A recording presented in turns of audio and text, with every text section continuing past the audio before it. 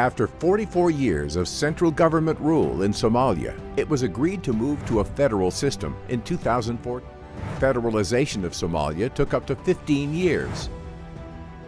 Establishment of Jubaland, Southwest, Hirshabelle, Galmudug,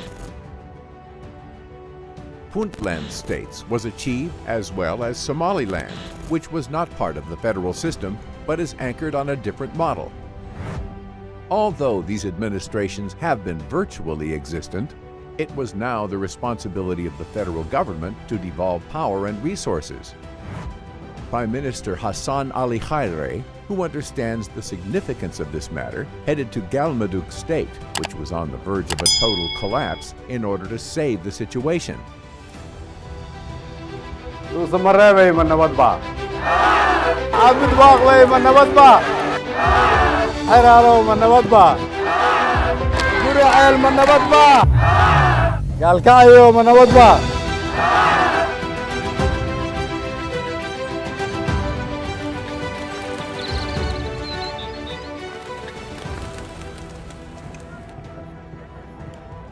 It was a historic visit that was impromptu, but carried big objectives that changed perception over Galmudug. The PM's trip came amid emerging rifts between Ahlu Sunnah wal Jamaa and President Ahmed Haf, who were previously in a coalition, a dissenting Adadu, and disagreements over President Haf's ending term. The message delivered by the Prime Minister to Galmudug was uniform and easily understood. inaan ka fikirno sida ay noqonayso galmudug nabada midaysan maamul isku duuban leh saameyn noocee ah ayay ku yeelan kartaa horumarka iyo midnimada ummadda Soomaaliyeed.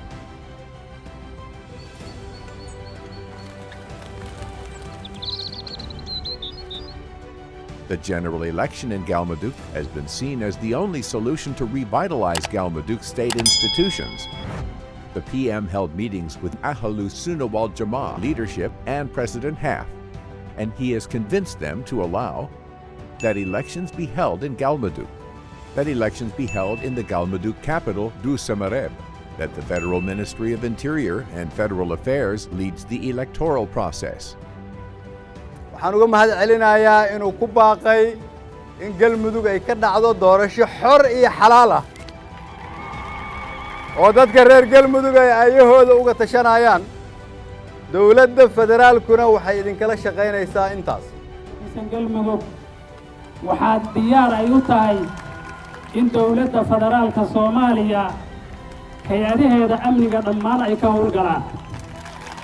It was the first milestone reached and confirmed during the PM's tour.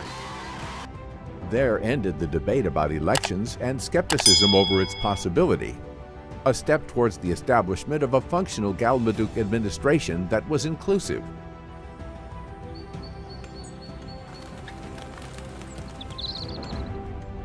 For more than 30 years, Galmudug areas have been plagued by civil wars involving the different clans.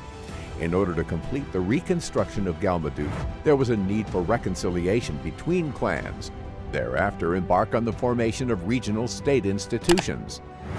Dhusamareb would host the reconciliation conference, but the PM toured several other areas: Dhusamareb, Aladu, Abudwak, Herale, Hushe, Galgayo, Gurael, and others. He has met and listened to various sections of society. He particularly focused on the youth as the main segment used to fuel conflicts. In consultation with the various community segments, the Reconciliation Committee was formed, which immediately began its work. They are in meetings with traditional elders. Ending a long-standing conflict between the Herale and Hurshe communities has become one of the objectives of the PM's tour. waxaan ognahay in Hurshe iyo Xaraale khilaaf uu ka jiray waxaan ognahay in odayaal Soomaaliyeed ay waqtigooda geliyeen inay xalliyaan khilaafkaas waxaan u soo sheegay iyagana in la xallin doono idinkana waxaan rabaa inaan idin sheego inaanan halkan ka tagi doonin ilaa caawa aad ii sheegtaan in khilaafkaas la dhameeyay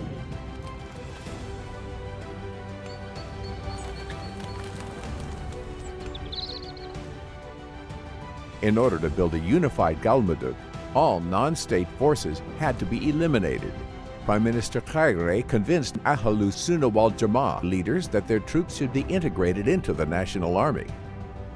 It was another victory for the Galmudug people. The Prime Minister urgently summoned commanders of the National Army and the National Task Force on Armed Forces Integration to begin the integration process of Ahlu Sunnah forces into the National Army. The registration team arrived in Dhusamareb the following day. Registration of Ahlu Sunnah wal Jamaa fighters was then started, including their weapons and vehicles, which were then distributed among the police, military, and national security forces. The move inspired various communities in the region who had begun to hand over their weapons and asked their militias to be nationalized. diyaar ma u tihiin inaad ku biirtaan ciidamada xoogga dalka Soomaaliyeed? diyaar ma u tihiin in la idin qarameeyo? diyaar ma u tihiin inaad tustaan Galmudug oo dhan oo xoreysan? la shaqeeya madaxda idin timid, isdiiwaan geliya xuquuqdiinna iyo qalabkiinna iyo mushaarkiinna mar alla markii la idin dhameeyo warqadiinna taliyaad kula xisaabtamaysaan haddaad ka weysaan aniga ii soo sheega. Ahlu Sunnah fighters were taken to camps, and military training has been launched to prepare them for transition into the National Army.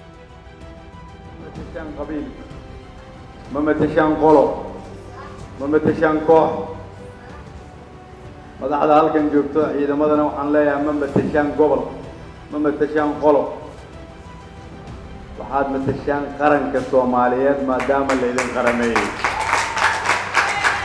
waxaa la rabaa inaad soo celisaan sharafta iyo karaamada ummadda Soomaaliyeed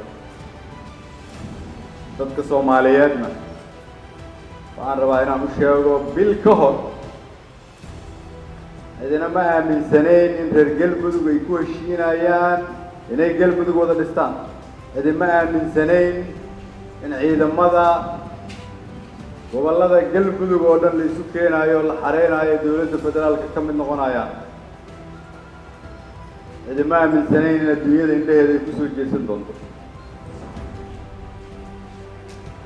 tani waxay tusaale u tahay ciddii aan aaminsanayn inay Soomaaliya hore u socoto halkana tusaale kaaga ma istaagayno ilaa aan dalkeena dib u dhisno ma joojinayno ilaa aan hooyo walba siina xuquuqda ay leedahay ma joojinayno inay noqoto Soomaaliya inay ahaan jirtay ma joojinayno ilaa aan gaarsiino Soomaaliya inay noqoto meel lagu soo ordo aan laga soo ordin Soomaaliya noolaato maatin. Armed Forces Section 21 of the Force Command is being rebuilt to prepare for the liberation of al-Shabaab-controlled areas in the region, including occupied areas Haradere, Oil Bur, Oil Der, and other areas.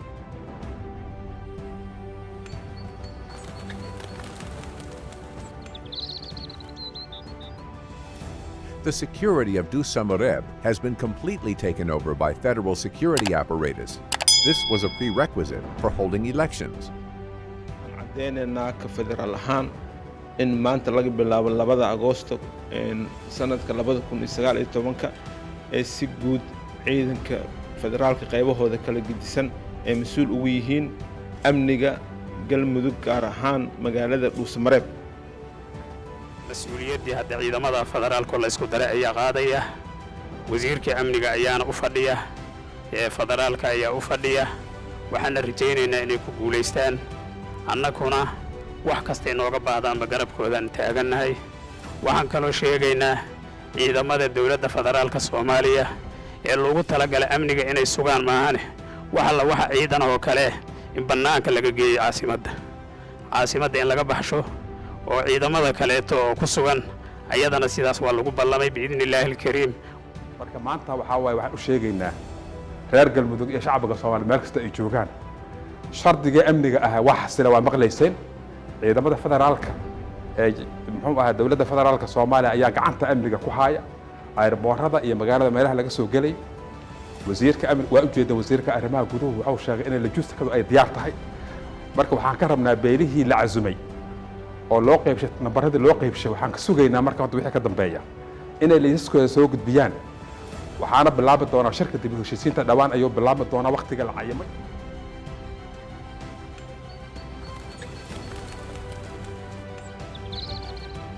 It became historic for envoys and ambassadors of the international community to converge in Dhusamareb following the Prime Minister's invitation. They appreciated the ongoing efforts. They pledged support and availability. Likewise, the Prime Minister has also been supported by the different community segments such as business community, who visited Dhusamareb in support of the process youth, and various other community segments expressed hope.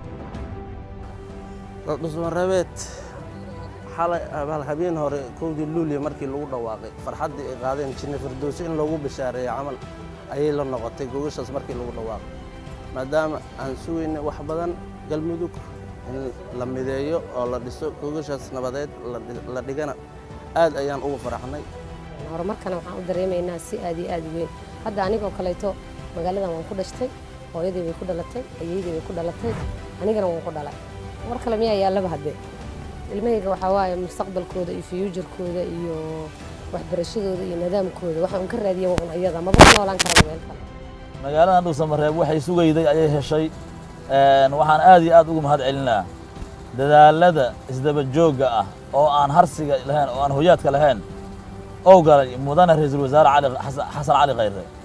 Xasan Cali Khayre waxaan leeyahay abaalkaaga Allah gudi kara shaqadii galmudug waa bilow waxay ka sugay inaad dhameeydo hadii Allah yiraahdo waana soo dhaweynaynaa aad iyo aad hadaan reer gobolada dhexe dadka loogu talagalay dadkaba inay soo dhaweynaan maxabada naga muuqata iyo kalgacaylka naga muuqata dad walba oo dareem karaa haday madax ahaalaayeen haday shacab ahaalaayeen haday ajnabi ahaalaayeen wax walba noo yimaan annaka hadaan caasimadii dowlad goboleedka galmudug waxaan diyaar u nahay annakoon jeebkeena ku shaqeyn iska wuxuu qabo dowladda inaan sidii ugu quruxda badnaan ee dad loo marti qaado loo soo dhaweeyo caasimada shirkaasna looga dhigo mid loo dhan yahay inaan ka dhigno. There was a resolution to the elections. Reconciliation was undertaken throughout the state. The troops were merged. The local business community joined the reconstruction. The support of the international community has been reassured. A reconciliation committee was formed. Galmudug is now ready to take steps towards development and be part of Somalia's reconstruction.